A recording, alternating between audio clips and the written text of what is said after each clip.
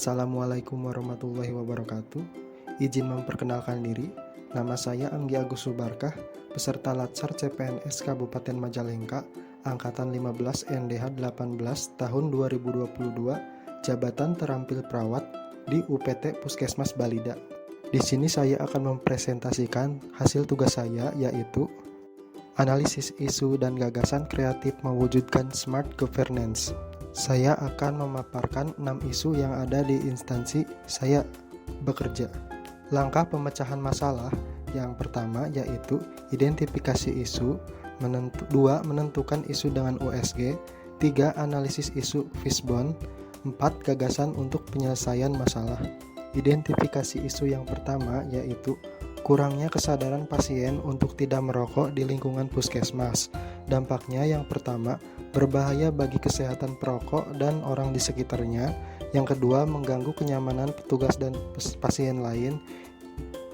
Pihak yang terdampak yaitu yang pertama perokok, yang kedua pasien, yang ketiga pengantar pasien, dan yang keempat petugas. Identifikasi isu yang kedua yaitu kurangnya sterilisasi alat di puskesmas.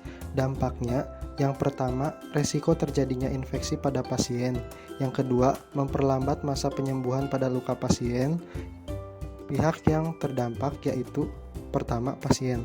Identifikasi isu yang ketiga yaitu kurangnya pengetahuan pasien terhadap resiko penularan infeksi.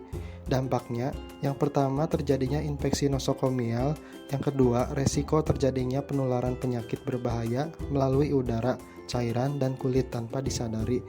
Pihak yang terdampak yaitu yang pertama pasien, yang kedua pengantar pasien, dan yang ketiga petugas.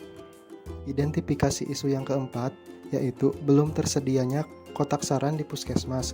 Dampaknya yang pertama tidak bisa mengevaluasi mutu pelayanan, yang kedua pasien atau keluarga sulit menyampaikan komplain yang sifatnya rahasia. Pihak yang terdampak yaitu yang pertama pasien atau keluarga, yang kedua tim mutu pelayanan, dan yang ketiga petugas pelayanan.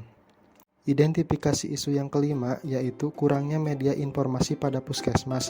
Dampaknya yang pertama kurang informasi tentang pelayanan puskesmas, yang kedua rendahnya kunjungan pasien ke puskesmas. Pihak yang terdampak yaitu pasien. Identifikasi isu yang keenam yaitu kurangnya informasi alur kunjungan mulai dari pendaftaran sampai dengan penerimaan obat. Dampaknya terjadinya kebingungan pada pasien atau keluarga mengenai alur kunjungan puskesmas. Yang kedua, lambatnya pelayanan. Pihak yang terdampak yang pertama pasien dan keluarga, yang kedua petugas. Lalu yang kedua adalah teknik tapisan isu. Teknik yang saya pakai menggunakan metode USG. Di sini saya membuat tabel sehingga saya dapat mengetahui masalah dengan skor tertinggi dan menjadi nilai prioritas masalah. Yang ketiga adalah analisis skor isu dengan menggunakan metode fishbone, mana terdapat 5 elemen yaitu manusia, alat, metode, lingkungan, dan bahan. Dari 5 elemen tadi saya menyimpulkan kurang pengetahuan pasien atau keluarga mengenai resiko penularan infeksi. Metode yang terakhir adalah gagasan kreatif core issue. 1. Mengadakan penyuluhan atau edukasi tentang pencegahan penularan penyakit infeksius. Yang kedua, menyediakan poster di lingkungan puskesmas yang strategis. Yang ketiga, menyediakan hand scrub di tempat strategis. Yang keempat, menghimbau keluarga untuk menjaga lingkungan tetap bersih. Terima kasih, sekian pemaparan yang dapat saya sampaikan. Wassalamualaikum warahmatullahi wabarakatuh.